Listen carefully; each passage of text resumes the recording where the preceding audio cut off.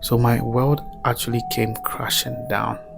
It felt like something has left you, like when you know it's as if your soul has left you, because that was one of the greatest hits I'd taken in the year.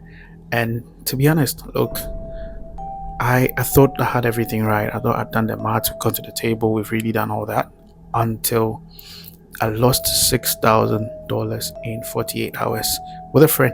And look, it was no joke.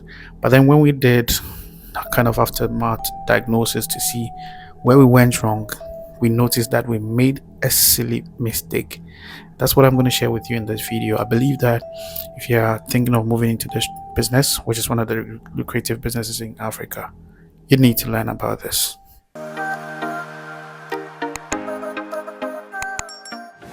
Hi guys, welcome. My name is Godfred, a qualified accountant with A+ years experience both in industry and practice. Today's video, like I said, I'm going to share with you the mistakes that I made that led to the failure of a business. So we had literally started off our journey as like young corporate guys who were trying to really make ends meet, and we thought it would be great because I have an accounting background with my friends, and we thought, okay, this will be good because we believe in the power of compounding. So we had literally started off our journey as like young corporate guys who were trying to really make ends meet, and we thought it would be great because I have an accounting background with my friends, and we thought, okay, this will be good because we believe in the power of compounding. So we thought it would be good to kind of scout around, look at the kind of business we can invest in that would generate us some income or kind of give us some returns that are decent other than putting your money in a savings account. So this business was a transport business, and what we did was, back then Uber and Yango and Bolt and all those things were not that popular, so it was a taxi business. We thought, okay, we did the maths. Every day we're gonna get like about 50 cities. That was like let's say those times about $5 a day.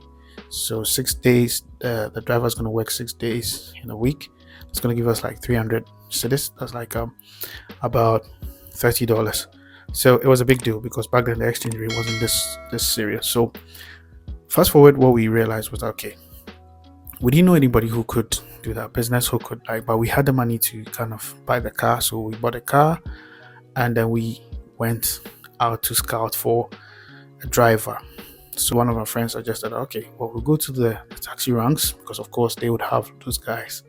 So we met this gentleman who was like he was like a spare driver. And if, for those of you who don't know what a spare driver is, those are people who normally don't have their own vehicle for running the business. What they do is rely on other drivers to sort of get some. So maybe they run for like the main driver runs for like a week, and then he does it for the weekend so that they will be able to get something. So we saw this gentleman like in a humble clad clothes, like with all this humility and everything that's going on. So we thought, okay, we're good. We had a discussion with him, which was great. So he agreed that, oh, it was going to be fantastic, because we thought, okay, at the end of the day, whilst we're still making some money, we're also helping somebody put food on their table.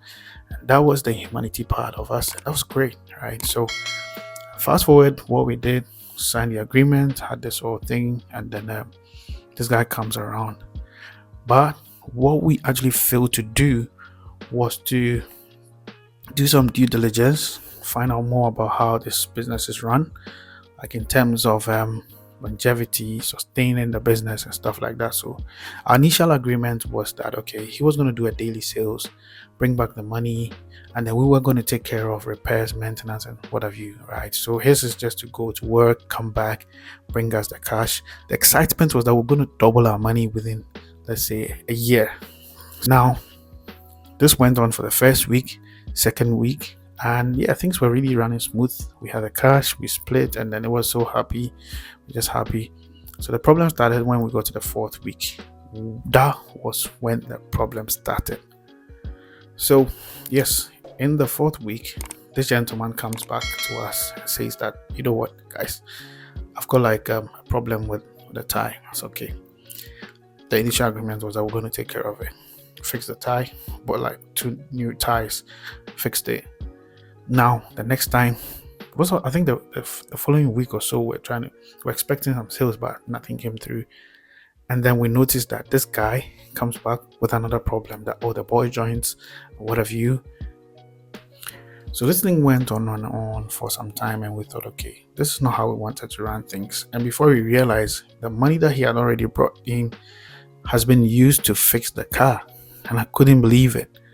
Now, what really broke the camel's back is the fact that he got into an accident, and that was when everything shattered.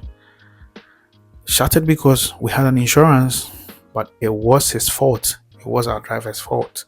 So apparently the driver has been very careless, not taking care of our car, and just driving like he had no business to care about the car.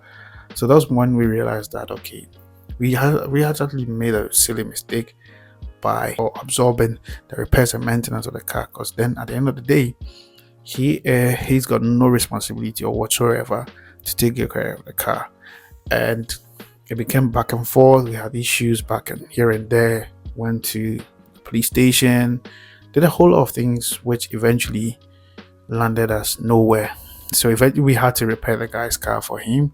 Our car was beyond repairs, and this happened in a matter of 2 days, 48 hours, right? And that was how come our investments of $6,000 was just run down the drain in 48 hours. Now, these are the lessons that I want you to take from this, right? So we went back, decided to rethink about it, do more research, do more talking about people, like talking to people in the business, right? And then we noticed that because we had given him, or we had the initial agreement of passing or absorbing the repairs and maintenance cost, right? This gentleman had no business whatsoever to care for the car. And so all he needed to do was to bring in sales. At the end of the day, he doesn't really care what happens to the car, because he knows the car owner is going to take care of it, do all the repairs and maintenance. And the other thing was that because he's a spare driver, he goes back to the taxi rank and then gets another car and then rough it up as well. So that was our mistake, right? So if you're someone who's thinking of going into such a business, these are my top tips for you to succeed, because we tried it and it worked for us the second time, right? We didn't give up because we thought, okay, well, I mean, if you want to succeed, sometimes you fall, but then you have to rise up again. So the first thing you need to do is to make sure that you have like an agreement where the driver absorbs the repairs and maintenance, and that agreement, mostly they call it the work and pay. So you have the cost of the car, and then you add a margin or your profit. Like if you say, some people do 50%, 25%, it depends on you. But whichever arrangement you go into, make sure that you pass on the repairs and maintenance of the car. And then one with the work and pay, because the driver knows that at the end of the day, so that arrangement said that he pays that sum of money over a period of time, and then he becomes the final owner of the car. So when we tried that the second time, we actually had this guy who knew that, okay, based on the agreement that we have with him, he was going to be the car owner. So he took very good care of the car, and I think that was one of the successful businesses or negotiations that we had. So that was something I would say, look, make sure you pass on the repairs and maintenance, because your failure to do so means that the driver will just handle your car. If you don't get a good person, they'll just run you down, run your investment to the ditch. That's not what you want, right? So we learned the lesson a better way. We learned it a hard way, and I thought it would be good to share with you, my audience, so that anyone who's thinking about doing that business, which is one of the creative businesses that you can do in Africa, make sure you do that arrangement. And on top of that, make sure you do your background check. You have guarantors from the driver. You have something that you can fall on, right? So the other thing you can do is to make sure that before you start out, right, they show some form of commitment. That's one thing you do. So let's say if the price of the car is like $10,000, you can say that, okay, I'm going to give it to you on a work and pay basis, right? So that the cost of the car and then your margin is like, let's say 10,000, for example. Make sure you let them commit to it by also making an initial deposit. For some people, they'll do like a 10% and say, okay, the entire thing is $10,000. Make sure you go find yourself $1,000 as an initial payment, so that at the end of the day, I know you're committed, right? And that also puts them on their toes. Okay. And then make sure you also take out comprehensive insurance, right?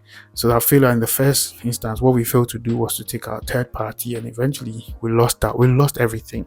So you take out comprehensive insurance, and that would help you in the event that you have an incident. That is what I want to tell you. If you find this video useful, make sure you smash on the subscribe button, like, share.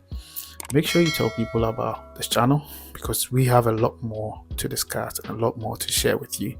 Thanks for watching this video. See my other videos.